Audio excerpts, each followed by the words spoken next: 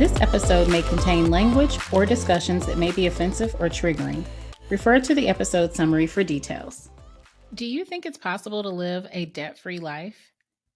Welcome to the She.confidential podcast. It's your business bestie, Charlene Ketchum. And today I explored the debt-free life question with my guest, Dakota Grady. Dakota is a finance expert who's been helping his clients design cash-only lives. And hopefully after this conversation, you'll be inspired to try to do a little bit of the same. Hope you enjoy. So I know from our previous conversations that you have a no debt, cash only kind of policy for your personal life and business. And so I want to talk about how you've actually been able to put that into practice because, you know, nowadays, if you look on social media, everything, people are always talking about getting business credit, you know, and financing this and financing that. And especially now with us being in these uncertain economic times, more than ever, people need to be mindful about how they're spending their money, especially money they don't have in hand.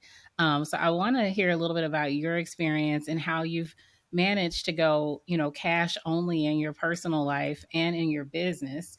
But first, I want to give the caveat because I know some people probably heard me say that and they're immediately like, oh, hell no. No, I had to finance some things. And I will say that I know that for some businesses that might be capital heavy, like if you're building an app or tech things, you may need financing, you may need investors. So there's certainly some circumstances in which you'll need that. And Dakota will outline some of those circumstances later. But we're going to start out talking about how you can do this without having to borrow money you ain't got yet. So that's what we're going to open up with. So thank you for sharing your journey. And can you open by telling us a little bit about how you've gone, you know, this cash life? Well, first, I want to say thank you for the opportunity to join you, Charlene, on she.confidential podcast. So thank you for the opportunity. Well, I didn't always use cash. I actually had a credit card back in the day. And I got my first credit card when I was in college, I believe. And I think I got like a $500 credit line. So I didn't like using debt, but I used it, paid it off. Eventually, I got a Capital One credit card, and I just used it for years. Then I heard a guy talking about using cash. I mean, I knew that I didn't want to be in debt, but having a credit card was like a backup plan. But I just decided to say, all right, I'm gonna try this thing, use cash, and that's been since 2008, and haven't used credit cards since then.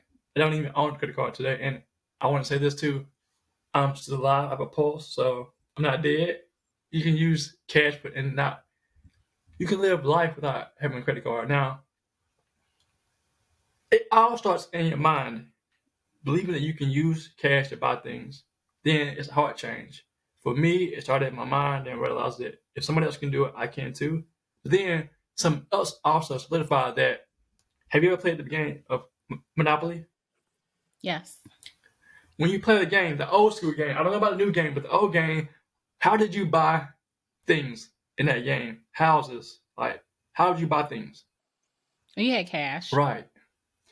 Everything you bought, from properties to utilities, use cash. So I'm like, if you can do that in a game, imagine if you can do that in real life, and you can do it if you decide to. For me, I decided a long time ago to use cash.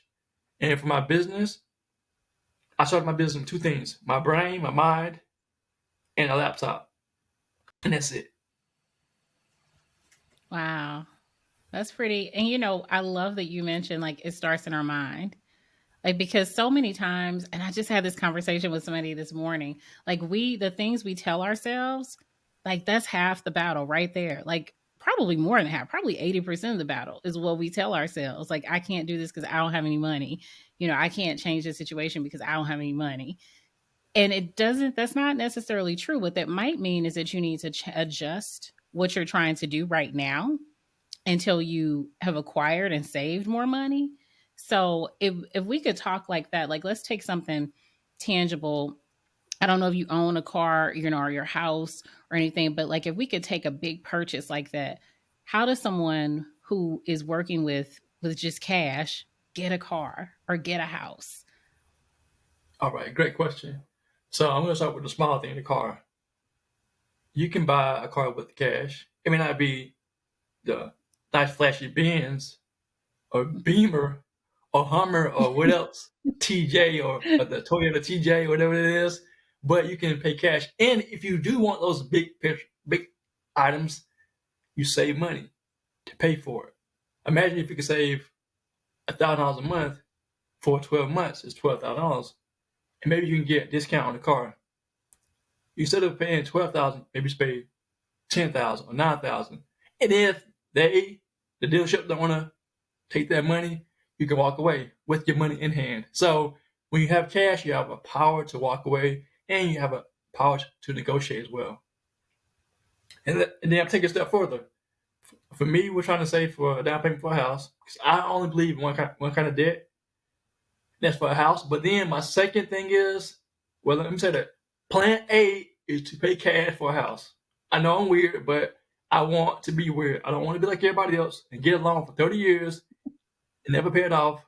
But I say if you get a home, get a 15-year mortgage with at least a down payment of 10% to 20%, and it's no larger than 25% of your take-home pay, because you got to pay the mortgage, so you got to have the money to pay for it. You don't want to have your mortgage be half of your income. That's not a good plan, because you can't sustain that over time. So at least a 25% of your income for a monthly payment, and get a 15-year fixed rate mortgage, not a 30-year mortgage, because you may have a low payment and say, well, I'll pay extra on it, right? Well, what if you have a child unexpected, like I did? Or what if you lose your job? Or what if there's a pandemic? Or what if there's a what if, right? Yeah, all these what ifs can happen, and you aren't prepared for the what ifs.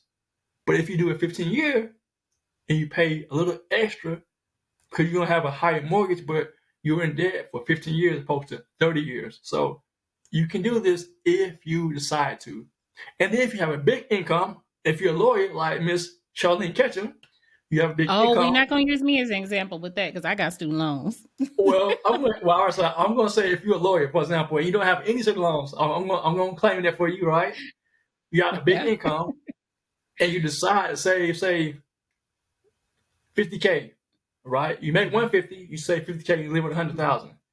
You save $50,000 for 3 years, you have $150 in cash to buy a house. Now, it depends on what kind of area you're in, but still, the whole point is you can save money to buy a house or even have one built with cash, if you have the mentality, the drive, and the desire to do it. But you have to be disciplined to do it, though. Yes. Yeah. Yeah. And I like how you broke that down, because a lot of times we think we got to do this all at once. People like, I don't have all this money to go buy a house or buy a car right now. Yeah, that's fine. But you got to identify what the goal is. And then you break it down into steps. And so I appreciate that you said, you know what? Hey, you might start off with, a car that you just bought for a few thousand. That car is your means to get to where you need to go. And then you also figure out, okay, well, I want to go and get, this hybrid car. And that's going to cost me $20,000. So how can I come up with $20,000 in X number of years so I can pay cash for this car? So that's when you get creative and you look at the skill set that you have. So you got this 9 to 5, but if it's going to take you with the 9 to 5 years to come up with the money to buy this $20K car, maybe you need to get a side hustle so that you can get that money going faster. But it all starts with, like you said, that mindset, and you get clarity on what it is you're trying to do, and you break it down into small chunks. And even with the house. So I have a good friend, and this guy, he's bought just this year 4 houses with cash. Now, I will acknowledge that these weren't $150,000 homes that he purchased. And there were all his other investment properties. And I know that he started with a mortgage. I know he did get a 30-year mortgage, but he was able to pay that mortgage off much sooner. And so that freed up his money so that he could buy his first investment property cash, because it's not an investment when you still owe on it. It's a debt. Until it's paid off 100%, it's not an investment. That's a bill. Like anything that you owe on, that's a bill, that's a liability. And so when he paid that off and he had tenants who were paying rent, he was able to then take that money, purchase his next investment property. And if he's going to borrow, create streams where you can borrow from yourself. You don't want to borrow from the bank borrow from yourself. You can set it up so that you can be able to do that. But I love the way you broke that down, because a lot of times we're overwhelmed because we're thinking, I don't have all this money right now. Very few people do, unless you've got somebody just handing it to you. But it's okay for you to break this down and say, over X number of years, I'm going to save, or I'm going to get a side hustle so that I can, put down the biggest amount possible, so that if I do have to take out loans for the house, like the big ticket items, and thank you for acknowledging, like, for most people for getting a house, a lot of people do get a loan for the house, but think outside the box. It doesn't necessarily have to be a 30-year mortgage. You can look at a 15-year mortgage. Look at your life. Think about, again, what you're planning on doing in your life, and plan for the unforeseen. So, in your business, like, over the last few years, and even when you just got started, how did you apply these principles to starting your business? Because you mentioned you started with your mind and your laptop. And a lot of people probably hear that and they like, yeah, but he got a website. He's sitting there with a nice podcast mic and everything. All that stuff costs money. How am I supposed to have a website and a nice podcast mic when I don't, and maybe I don't even have a laptop right now. I'm trying to get a laptop. All I got is this idea. So you telling me I can't go get a credit card to get these things? What would you say to that person? Oh, so Because somebody's thinking that. They're like, I don't even have a laptop. He said he started with his mind on the laptop. I need to go get me one of these buy now, no interest free things, so I can buy the laptop and that nice mic that he got and get my website design. So how can they do that, even though they think they don't have the money today to get started? great question. Well, before I started my business, I had a job, so I used my income from my job, and also did speaking too.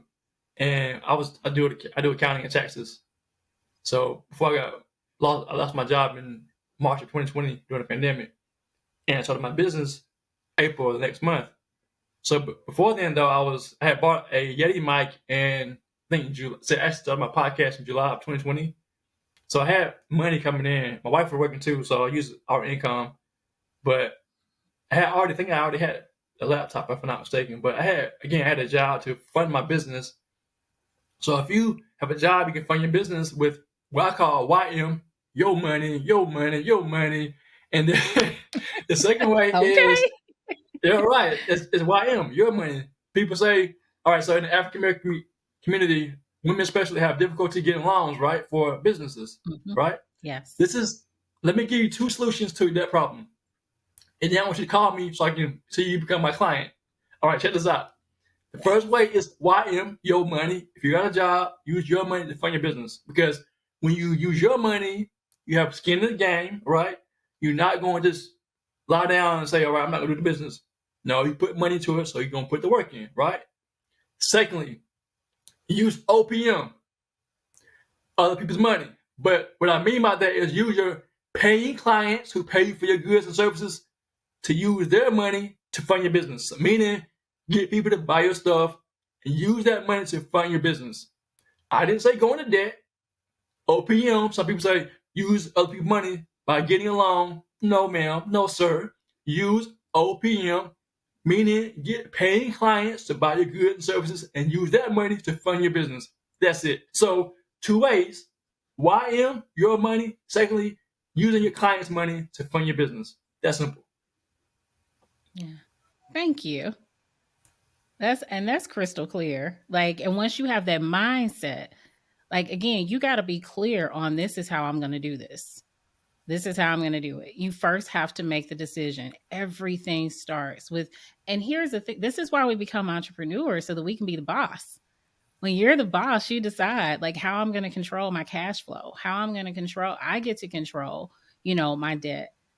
I get to decide, like, where my stress is going to be, because a lot of the stressors that we encounter is around money. And I know that's, and I want you to talk a little bit about what you do in your business and how you educate other business owners, and not just business owners, but, just how you educate people about how to clean up their relationship with money and the mindset work that goes into that. Yeah, so personal finance is my passion. My mom and dad have 7 kids, so we grew up on welfare. And you may have heard of the Brady Bunch. Well, Mm? my last name is Oh, Grady, yeah. so we called it the Grady Bunch back in the day. So go figure. Yeah. But we grew up on welfare, struggling. So my mom and dad didn't teach me how to handle money, but it was a gift that God gave me how to handle money.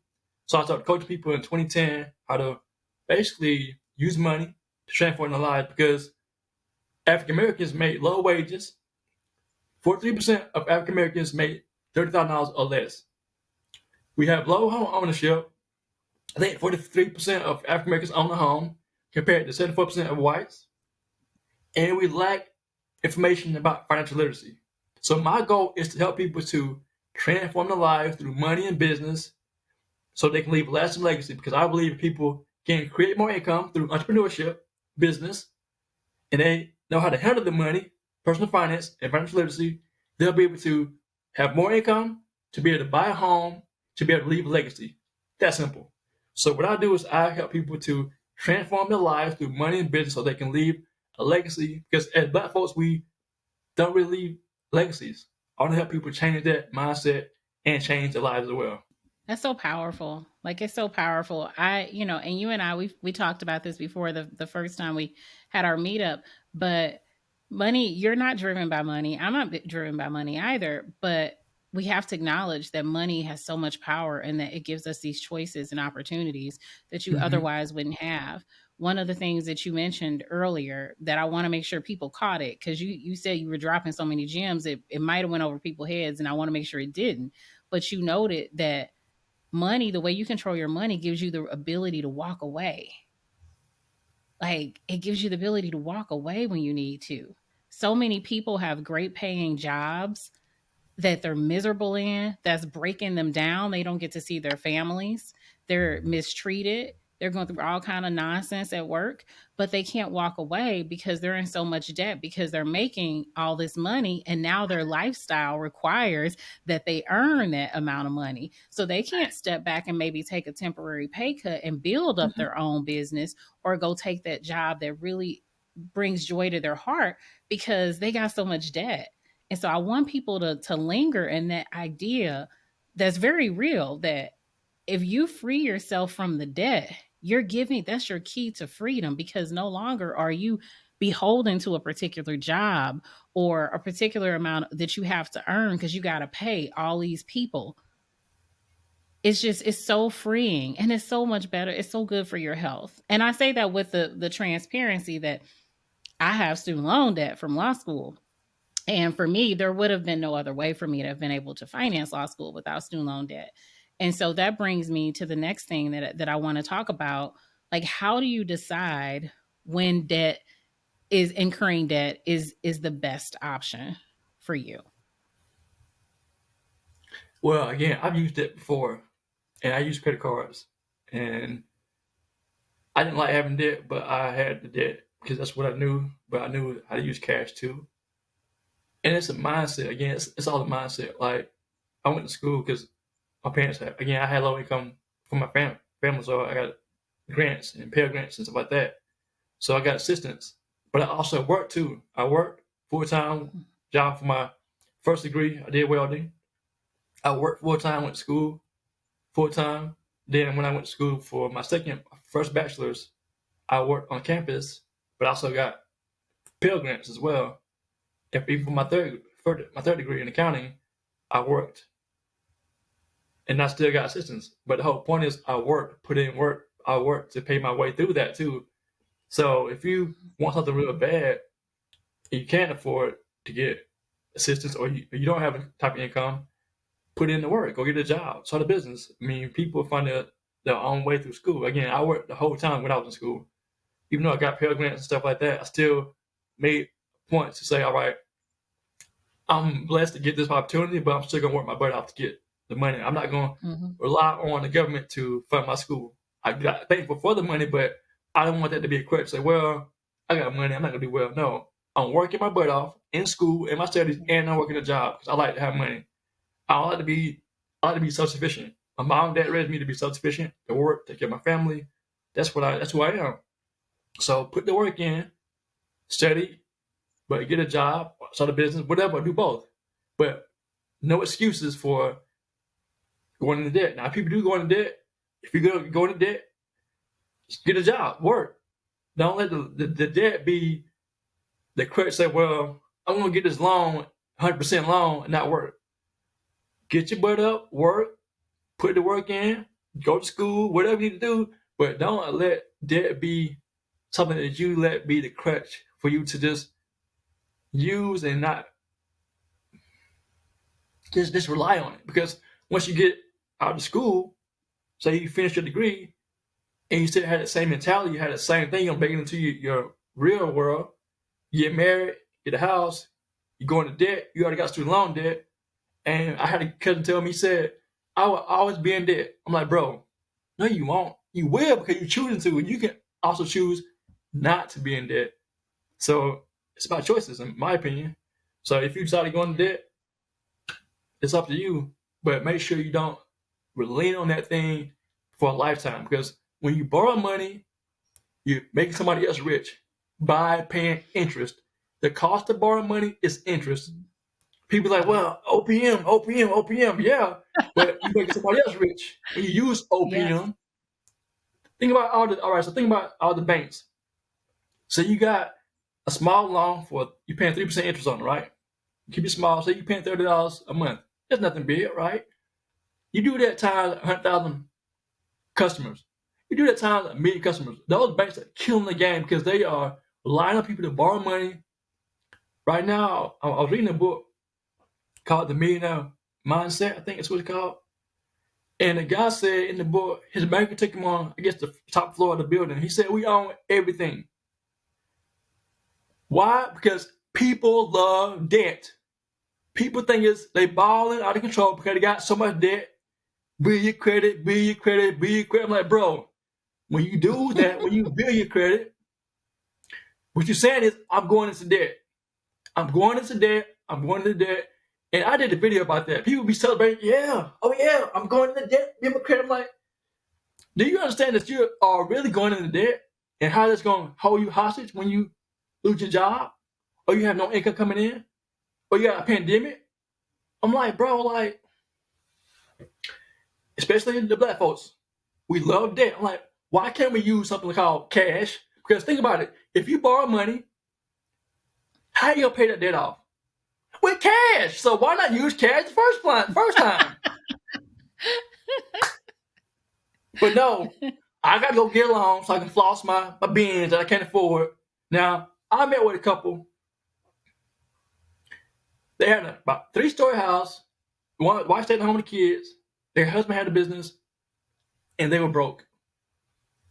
So from the outside looking in, things look nice and shiny, nice and clean, looking good, but they broke.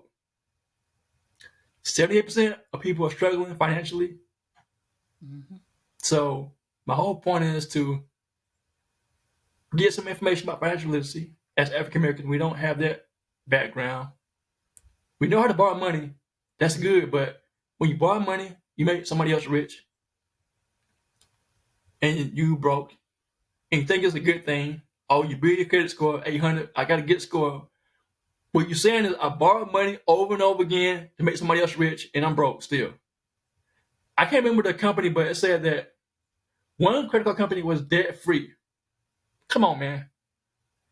How you letting people lend money or borrow money from you and using your brain to pay off debt? They're smart, and you ain't. They're keeping you in debt, but you're like, oh, yeah, I'm flossing. And like, no, you're not. You broke. Stop pretending like you broke. I mean, like you got money. You broke. Stop doing that. You need to get on a plan and stop borrowing money. I know I'm harsh, but I'm keeping it real, though. Yeah. And people need to hear every philosophy, every philosophy. And this may resonate and work for somebody. I don't have a cash only philosophy, but what I appreciate and value about yours is that you're emphasizing the choice, that we have a choice on whatever it is that we do. When I went to law school and chose to take out student loans, that was a choice. Right. It was a choice. Now, I can say that also, I don't regret the choice that I made because I've been really fortunate because for me, going to law school gave me options and choices that I otherwise wouldn't have had and allowed me to be able to create different revenue streams for myself. for somebody else who's not being strategic. And that's the thing. You got to know why you're doing what you're doing, especially when it comes to these degrees. Now, a lot of people who listen to this show, to She Confidential podcast, they've already got their degrees. They're in their businesses and things like that. So they've probably already acquired whatever student loan debt it is that they need. But I know that what does happen with a lot of us at this point in our lives is people start thinking, oh, I need to go get more degrees because I want to do this, or I need to go get this other certification. And what I heard you emphasizing is, remember, you have a choice about how you spend your money and the moves you make, and that you need to think about it. Think about what you're doing before you do it, and the consequences, how that's going to hold you back. So there may certainly be circumstances when it's appropriate for you to borrow. Like I have a couple of friends and absolutely financially savvy and everything, but they got to where they are because they did borrow. Like my one friend, he took out student loans. I think his student loans are paid off now. He took out a loan to purchase his first home. His house is paid off and he owns a whole bunch of other houses cash free. So you might need to do that maybe to get started. But again, it depends. You just got to think about it. Just being more intentional. Like that's what I heard you really emphasizing. You have choices. Be intentional and invest in professionals, consulting with professionals like you who can really help you walk through these options. A lot of people think they can't do things the cash way because they don't know how to do it. You don't have to figure it out on your own. You can connect with a professional. That's what Dakota Grady does. So last question for you, if you could tell people where they can find you and how they can work with you, share your website and social media handles. Thank you for this opportunity first, and follow Charlene, and thank you for the opportunity to share. But they can find me on my website at dakotagrady.com. It's DAKOTAGRADY.com. Find me on social media, Facebook, LinkedIn, Instagram, Twitter, TikTok. I'm all over the place, man. Please try to. Excellent. And all those links will be in the show notes on YouTube and on the podcast apps.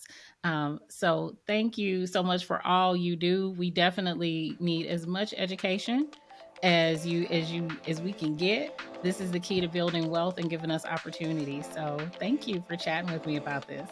Thanks, Charlene. Make sure you like, subscribe, and sign up for notifications so that you don't miss any She Confidential podcast episodes. I'll see you next time.